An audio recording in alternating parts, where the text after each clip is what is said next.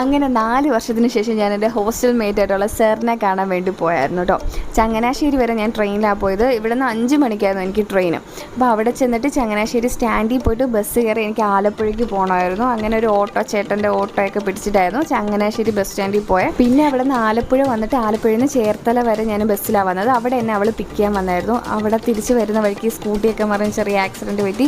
അങ്ങനെ cent Sebastian visitation ഹോസ്പിറ്റലിൽ പോയി എക്സ്റേ ഒക്കെ എടുത്ത് നോക്കി ഒരു ലോഡ് ടാബ്ലറ്റൊക്കെ മേടിച്ചിട്ട് ഞങ്ങൾ തിരികെ പോന്നു കേട്ടോ. വരുന്ന വഴിക്ക് എനിക്ക് വിശന്നു, കാരണം രാവിലെ ഒന്നും കഴിക്കാണ്ട് ഇറങ്ങി, രാത്രി വരെ ഒന്നും കഴിച്ചിട്ടില്ലായിരുന്നു. ആലപ്പുഴയിൽ അർത്തിങ്കൽ പള്ളിയില്ലേ, അപ്പോൾ അതിൻ്റെ ഓപ്പോസിറ്റായിട്ട് ഒരു AKG ഫുഡ് കോർട്ട് എന്ന് പറഞ്ഞിട്ടൊരു റെസ്റ്റോറൻറ്റ് ഉണ്ടായിരുന്നു.